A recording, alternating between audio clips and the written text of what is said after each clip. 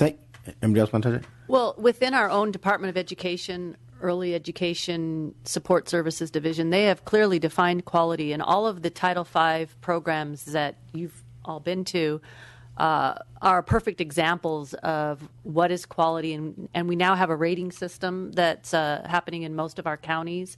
And so I would just like to continue to invite members, especially those that don't really know what it means to be in a quality center, to come visit, because coming and seeing it on the ground is really where they're going to learn that it's happening. But clearly in our Department of Education, we have it very well defined.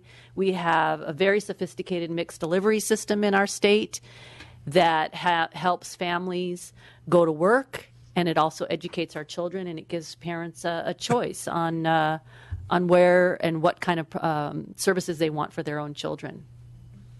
I want to underscore the point about seeing what programs look like. Anybody who thinks that early education is babysitting will have changed his mind after spending a couple of hours in the class, because we talk about observing, but you don't observe, right? I mean, kids are going to conscript you to participate in what they're doing. There is no better teaching. I mean, the curriculums are better developed, the coaching is better developed, the evaluation metrics are better developed, the ways in which you support kids are better developed, the fact that you're focusing not just on literacy and numeracy, but on whole kids is better developed, the engagement of parents is better developed. Early education has a ton to teach the K-12 system, and that's something that more and more superintendents are learning. Mm-hmm. And elementary teachers are learning. They are now working together to improve their program. So one of the things you could say is that there really is this quality push upward. Elementary schools are going to get better if there are good early education programs available. And I'll share with you, when I talked to the kindergarten teachers, they said they can tell very easily which children have gone through a quality 0 through 5. They can tell when the kids come to school who's ready to learn and who isn't. Yeah. But the other sad thing, as you touched on earlier, is that, because I wrote down what you said, highly qualified person, in the early childhood, but then we're paying them, what are we paying them an hour? $13.50. And so there is the problem. And so I think the message to the governor is that if you really want to reduce this, as you talked about earlier about the prisons and all the problems we have within our society, this is where the investment early on is to change it. And, Kevin and I have been running around talking about this for some time about why it's so important that we do this. So I just wanted to ask those questions to get you on the line. So hopefully somebody's watching this and know that I asked the question about the family and all these other things. Thank you. And I was just going to jump in and just say that, and I'm sure as these conversations are happening in Sub 2, there'll be more conversation around quality and what it looks like. But we're happy to follow up with you on behalf of the department and talk more about that, so you have a better grounding in what that means. Okay, very good. And we will have hopefully a robust discussion in Sub 2 concerning this for those who may be here today. It seems, I guess one of the reasons why I when I was talking with Christian about having this hearing is because every year we're adding more and more to our budget, and it's becoming something that we want to do, we say. And I'm often reminded of, the African proverb that if you don't know where you're going, any road will take you there. And that's kind of the way I sometimes see things taking place, that we haven't defined an end game. We're not sure what we really want in early education, whether we really want to step out and be the bold state that really makes sure that every child has it. And we have to acknowledge that there's a lot of resistance at other levels than ours with regards to the whole discussion of early education and the value of it, even though all the research and data is very clear to those of us who are advocates as what the value is and what we need to do to not get involved in closing the gap, because we don't have a gap in education and the kinds of things that are so essential. Many of us have staff members who can't afford preschool. and because they're making $30,000-$40,000 a year, and my daughter wished her preschool did cost $9,000 a year. I think for two she's paying almost $40,000, and it's a high quality preschool, excellent experience. She believes that strongly in the 2- and 4-year-old having that kind of experience, and they amaze me. The brain development amazes me of my kids, my grandkids, and I wish every child in California had that experience, because sometimes the questions they ask me, my son said he just stopped wanting to have them ask him questions because he has no more answers left, and so he gets flustered by it, or their ability to think, and it's amazing. Children can think in such an analytical way so early in life. And you wonder, and then you see the impact of it. I was talking to one of my three when he was 3, and we were talking, and I said something that I don't know what I was going to do, and he goes, "But Grandma, you can do that because you have options." I said, "Oh, I do. How do you know that?" And I thought he was going to just say something crazy, And he goes, "Well, because you can do this, and if you do this, this will happen.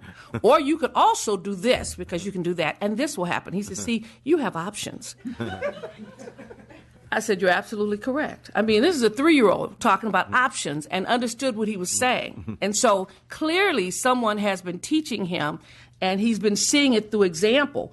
And I'm thinking to myself that, some of other kids I know could never at this point have that kind of conversation, and yet they should. And so it really is interesting to me. I think we're at a point where in the state of California we do have the money. We don't have the will. We do have the money. And I say that not saying, we rape the budget, but if we begin to talk about resources and where they are, if we look at our prison population, no one would ever say we don't have enough money to put people in jail. I mean, it doesn't matter what is said. They're going to jail, and we're going to find the money. I mean, we're going to make it because we have this tremendous fear. And yet we don't seem to have the same will with regards to providing quality childcare and finding the innovation to get there. And see, that's my concern, is that we need to begin to look at programs that do have the wide range of kids in it, so that some people pay some and some people don't pay, or there's a sliding scale of experience of resources, because we have that commitment to it. But even in this state, we don't have a commitment to kindergarten. Our kindergarten is not mandatory in California. Still is not, despite all my efforts of putting in bills with the governor and getting it all the way to his desk or getting it somewhere. And we still don't have mandatory kindergarten. Yet we want to talk about mandatory pre-K, which is kind of crazy, because I don't know how you do mandatory pre-K and you don't have K. It's a conversation that we have to have. And even as you pointed out, with kids, with parents who we say, well, they're taking over raising our children. I don't know very many parents whose children who have resources, whose children are not in preschool and early care, even when the mother's at home. I don't know what she want to deal with them all day, or what the story might be. But yeah, Pilates. She's staying doing Pilates, whatever it is. But when I go to my grandkids' preschool on special days to pick them up instead of their parents, somebody's picking up these kids that are parents themselves in the middle of the day at 12 o'clock or whatever, because they see the value of having high quality instruction at least half a day or the majority of the day, and the ability of the socialization and the other things that occur in that development. So their kids are not just home, wanting them to be at home with them all day long, but they have engaged themselves in some form of education and instruction. So, I think as we talk about it at this level and as a policy level and a budget level, we have to have in my mind, we need to have a plan that says in 4 or 5 years, this is where we want to be. I don't want to be in the conversation 4 years from now, but where do we want to go, and how do we get there? And how do we begin to break down some of these walls with regards to preschools that have certain kinds of kids and other kids? Because I know kids do learn from each other. My kids were always in public school, and it was amazing how much their friends learned from them because of the resources we had as parents. And that was important. And how much my kids learned from them because of the resources they had for a different kind of lifestyle. That was very important. And so there is this cross-fertilization of information that has to occur, that we think ought to occur in a public environment, in a public school setting. I want to thank you guys for coming. I mean, it's amazing that you're here. And I don't know if there are any in the audience. We can give you a second to say something, a minute to say something, if you'd like to line up at the microphone. We will allow you to have 1 minute of comment with recognition that fairly soon there will be another hearing where you'll have an opportunity to hear more and to see more. And that hearing will probably be framed a lot around the resources. But I'm hoping that as we talk about resources, that our committees will start to form a plan of where we want to be as a state, as an end game. What do we want to do? And I can say, you know, when you travel around the world and you go to countries like Sweden and Norway, and you see all these people in childcare and preschool, and the state is paying for it, and they and they don't have the same kind of social issues and the social problems, and a lot of the academic issues that we have. They don't have those kinds of problems, but all these kids are being cared for and being taken care of, so that no child seems to ever be left out of an educational setting or a social setting or some kind of support system for children that's so critical. And if kids are our number one priority, you know, we ought to, if families are, people are our number one priority, we ought to be investing more in them. So we'll hear from our public, yes. Madam, could you give us your name? Yeah, Madam Chair, members, Brendan Tuig on behalf of Cadango. It's a large provider in the Bay Area. I just wanted to take this opportunity on behalf of Cadango to thank you and members of the committee, all of you here that are here now for being early childhood education champions.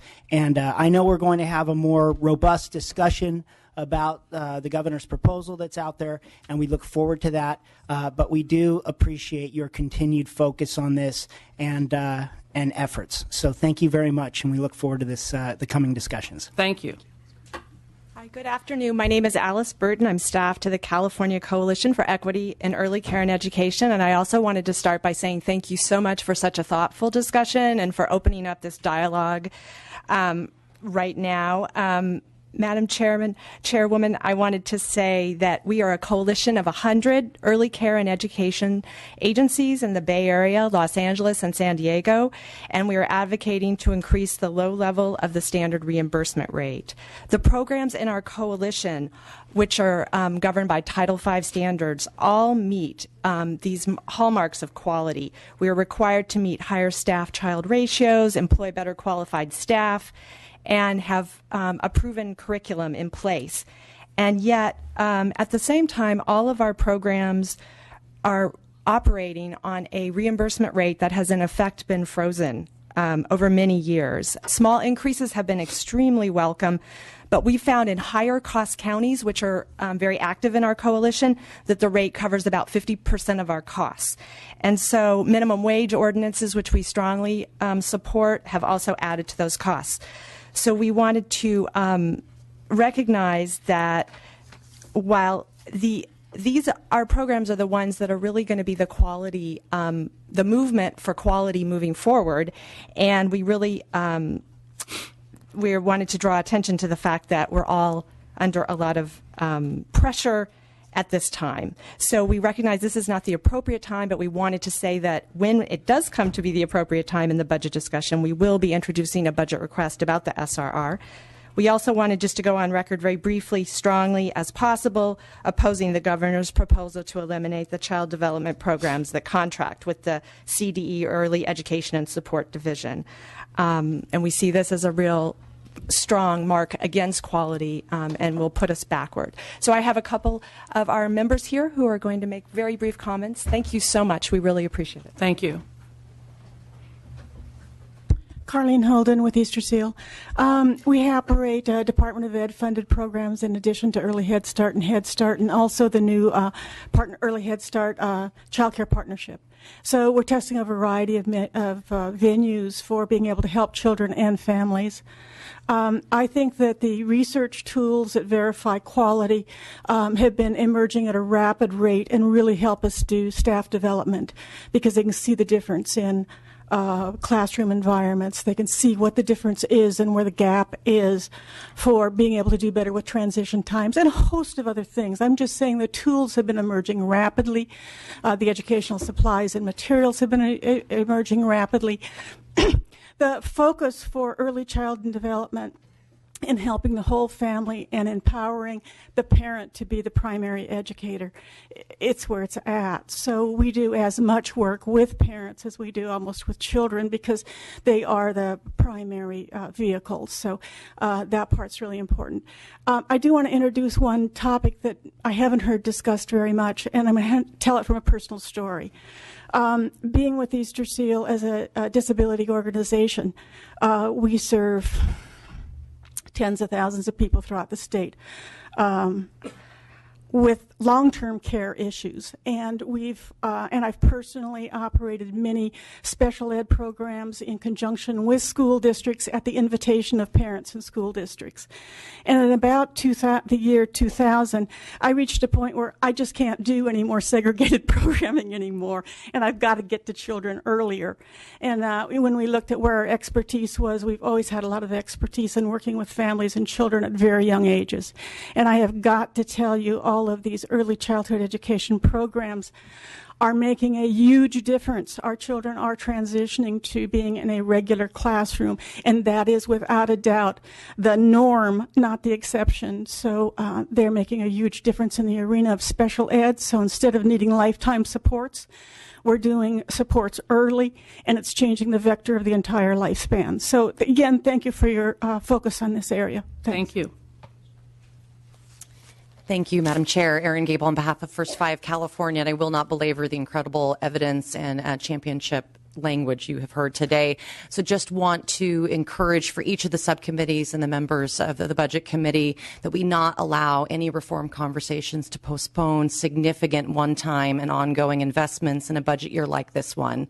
Reform conversations are incredibly important and necessary. Achieving efficiencies are also important. However, this is a year we cannot allow that conversation to postpone the kinds of significant investments we need to get to the three big areas we've all been talking about. Per child funding amounts that achieve the kinds of quality programs we need to see across the diverse spectrum of our system for working families and for young children, to see the kinds of access expansion, not just to recover from the incredible cuts we have seen, but to build the system of access we want for all of our children and for our economic prosperity, and then, of course, developing the quality infrastructure you heard Dr. Kerp speak to, which is so important to ensure that the quality of the interaction between the adults and the children and the environment in which they are learning throughout those first 5 years and then moving into K-12 education is the kind of quality that is going to have the child outcomes we all know are going to make the difference. Thank you. Thank you. Good afternoon, Joanna Quiroz. Thank you for the opportunity to speak to the importance of early care and education. I represent a Title V provider in San Francisco, and also I'm part of the California Coalition for Equity in Early Care and Education. As a nonprofit, we often find ourselves scrambling to find alternatives to reach and maintain a high-quality program due to the cost of running a program in a high-cost county. I feel like it's time to form a revolution and create a vision to rebuild the early care and education system and create an infrastructure that's going to move families out of poverty, including our own teachers, to make working families self-sufficient and to provide our earlier learners with the opportunities that will support greater academic achievements. We need your leadership and advocacy, and I urge all of you to continue to support the investments in ECE, which could radically impact the disparities and set a very different and more equitable trajectory for California's future. Addressing the equity disparities in our educational system is critical. Not only is a matter of simple social justice, but for our state's collective well-being. Unless our entire community is thriving, the long social and cultural and economic fate of our state will be far less promising. I feel like every child deserves to start in a level playing field instead of a race to nowhere. Okay. Thank you. Okay. As our line has grown almost to the back of the door, it was only a few people at first. I'm going to ask you all to restrict your comments to 1 minute. I got your point. Thank you. I don't blame you. I'm Larry Drury. I'm the executive director of a nonprofit based in Gilroy, a community-based agency. We serve about 1,400 to 1,500 children a day in our centers and homes. I thought it was really interesting in this conversation today that there's one thing that hasn't been talked about. 3 years ago, or the recession came, we closed 3 centers. Now, the last couple of years, with the gracious help from the legislature and the governor signing the bill, a lot of stuff is coming back. The buildings that we had are gone. The issue is facilities. I was excited last year when, again, the legislature added 4,000 new slots. And as this little agency, 4,000, I know that you can award 4,000 slots in LA, and it could be, those could be filled overnight. We were awarded 96 slots, and my staff are phenomenal. I can get a 0% error rate from the department on our contract monitoring review. I can do all that. But as administrator, I can't find facilities. Okay. I still have those 96 slots. I've talked with 3 school districts, 4 privates. We've looked at building a building for $1.2 million, which we couldn't afford. Mm-hmm. We've looked at everything. I can't find facilities.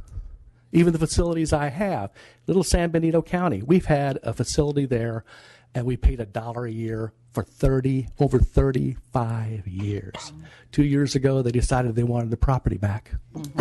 and gave us a notice. If you don't give it back to us, you're going to be paying $5,000 a month. Mm. From $1 a year to $5,000 a month. We moved. Our slots went from about 96 slots down to 48 slots. Those were lost in that county. Okay. I'm just saying, facilities, don't forget facilities. All right, thank you. Hello, my name is Andrea Joseph. I am the program director for California Children's Academy. We're a full-day, full-year nonprofit. We are one of the Department of Education's non-LEA contractors, and we've been providing high-quality early education for low-income families for the past 45 years in Los Angeles County. Over the past 23 years myself with CCA, I've seen a lot of children go through our program. Our children are confident problem solvers, they're thinkers, they're socially capable, and the majority of the kindergarten teachers come back and tell us, I can tell they went to preschool, because they are able to be socially minded. Title V programs are quality. The program and curriculum standards and requirements that are already in place have set that foundation and set a strong educational program for the children 0 to 5. Programs like ours promote a love of learning and a solid educational foundation. We provide the mixed delivery system that the parents need. We provide individualized attention to the children and the families and their needs, and we're able to meet them. We create partnerships with parents that last a lifetime. They come back to us and tell us the stories about their children, and it's amazing. We have UCLA students and doctors and lawyers and professors, and they all came from our program, and it's amazing. But again, thank you. I was really encouraged to hear your stories and your thoughts and your questions. It was very encouraging to me as a provider. Thank you. Have a good day. Mm-hmm. Good afternoon. My name is Joanna Garcia, Site Supervisor at California Children's Academy. I've been working there for the past 6 years. I believe early education is a solid foundation for our children. Having families come back to us and saying, thank you, teacher, you taught my child, it makes me filled up.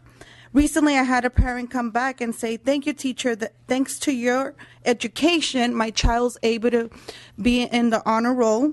She's able to socialize with the rest of her classmates as well as participating in class. Mom told me that her older child that wasn't able to be attended to the preschool, she had a bit of difficulties throughout the years of first grade. This is when I say to myself, good job, Joanna, you're doing your job. Your sacrifice has been to succeed to the child's life. So I really believe that we need SRR rates to increase. Thank you. Thank you. Deneen Micheletti, representing the California Alternative Payment Program Association. Very quickly, I think we need to be careful and change the vernacular that we use for our kids. A couple years ago, we were talking from birth to 8, and now we're talking birth to 5 today. But the reality, it's birth to 3. We're segmenting off the 3, 4, and 5-year-olds. So we've got to talk more holistically about the child. Additionally, we do need to increase the rates to the providers. The state median income where the poorest families, our CalWORKS families, access and are able to access care and income out is 11 years old. So the moment that we get our CalWORKS families in the door, secure them with some stable care, they hit an income and we throw them out, and we're cycling these families through. So we ask that for the course, families, when we have the conversation on quality and where we need to be, really ask for the CalWORKs families and those entering, are we connecting them to your quality environments? Because I would submit to you that I'm not sure that we are. When we talk on preschool, when we talk on the transitional kindergarten bill that happened a couple years ago, our CalWORKs families did not access it. The alternative payment programs and the community-based programs that support linguistic and cultural needs of fragile populations were not brought into the loop. Bring them in. Thank you. Thank you. Hi, good afternoon. Kate Miller with Children Now. Of course, appreciate spending time. You're spending time on this critical topic today, and you've all been champions, and we were very appreciative. Despite the significant investments that we've seen in the last couple of years, it's clear that there's a continued unmet need and still some real disparities in our system. We know the system's only gained about 33% of the slots back, and most of those are in preschool. So we still are seeing data that around 9% of our eligible income-eligible infants and toddlers, only 9% of those are receiving subsidized care. So there's some real disparities that we would like to see addressed. Additionally, this year we know that the stagnant reimbursement rates are reaching crisis levels, especially with the minimum wage increases, and the impact has been on providers and programs is significant, the least of which is the startling low wages that we heard about earlier.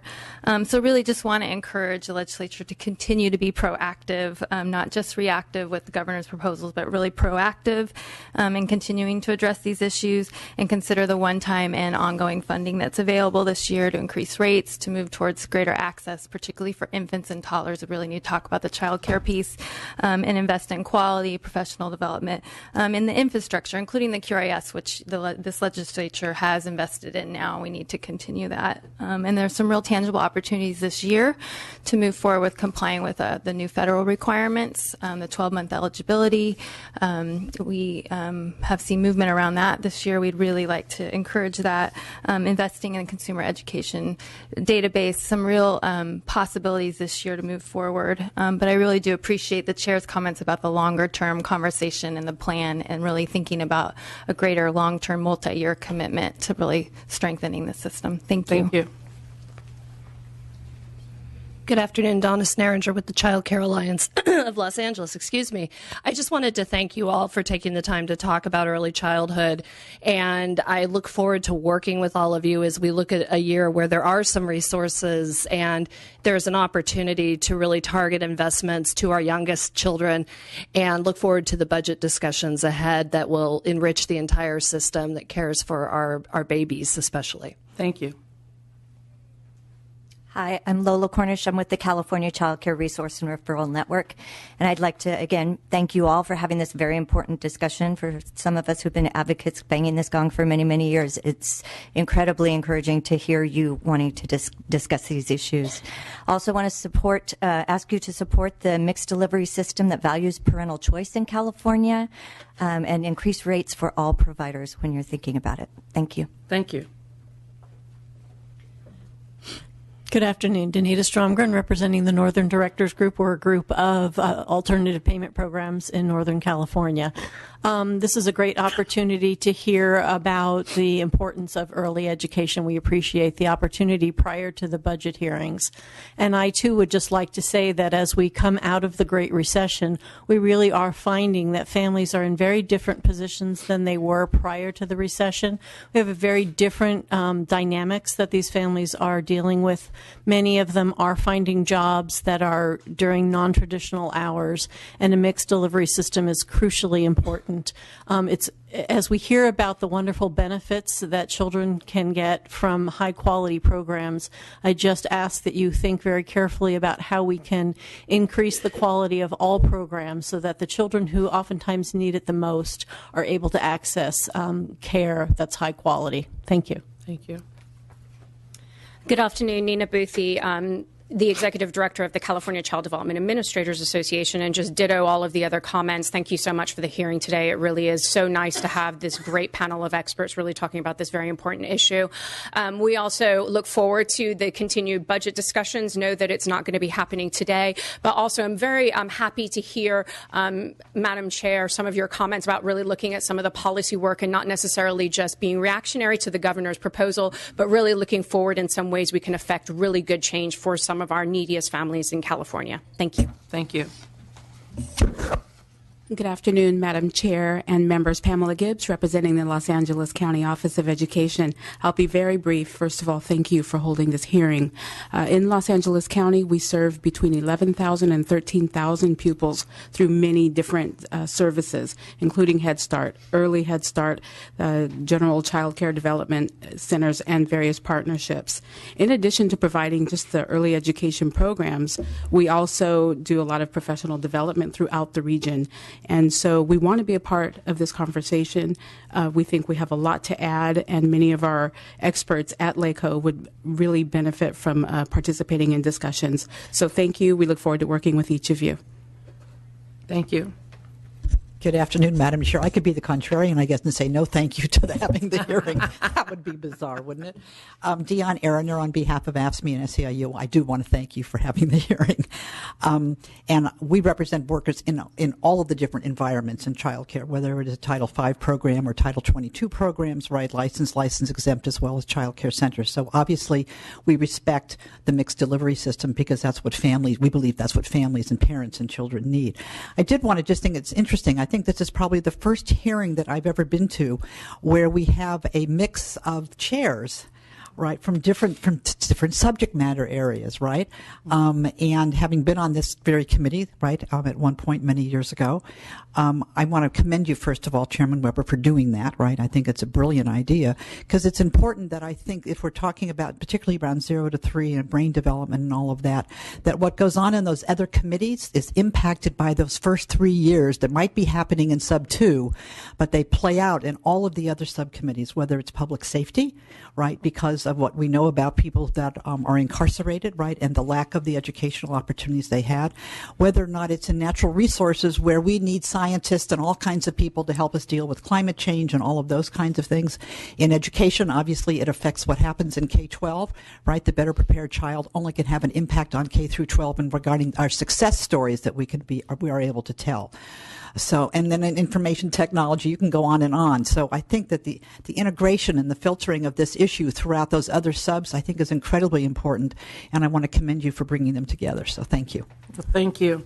Well, I want to thank, first of all, my colleagues for being here, those who are on this budget committee, as well as those who are on the various subcommittees in education, as well as some of those who are on the Ed Committee itself. So I want to thank you all for taking an interest in this and coming forward.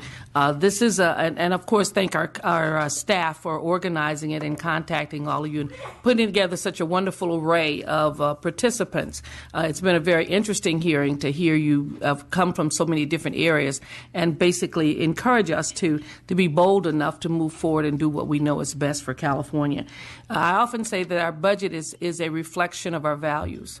Where you spend your money is where your heart is. And that we strive for that here as we talk about issues of poverty and homelessness and child care and preschool and those kinds of things, because those are really the building blocks of a strong society. It's a building block of who we are.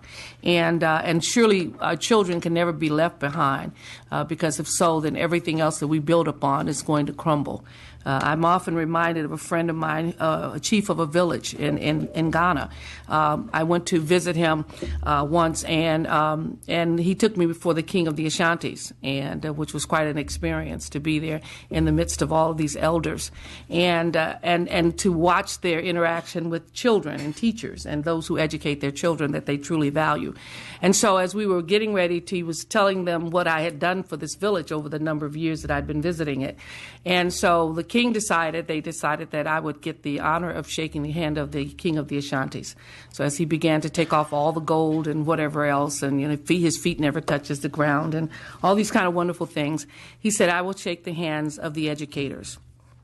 And with me I had a federal judge, I had a physician, a very well-known OBGYN. I had a city planner who built all kinds of buildings in the city. So I had all these wonderful people with us. And with me, I also had a preschool person and a kindergarten teacher and a community college instructor and myself. And he only wanted to shake the hands of the educators, those who touch the lives of children. And the others were offended, but they got a chance to bow before the king of the Ashanti.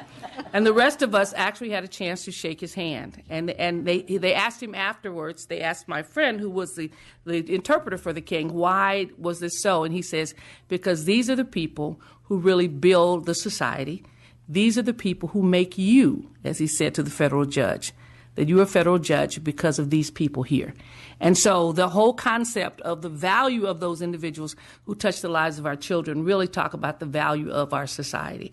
And sometimes we get that a little confused in terms of we don't really celebrate our teachers and our preschoolers and all those kinds of folks who really make all of us. And so I really thank you for being here. And I think as a state, we have to continue to massage and make sure that our values are correct and that our budget reflects the values of a state that really believes in people and invests in the potential of all of them. So once again, thank you all for coming. It's been a wonderful hearing. I appreciate the afternoon. Thank you.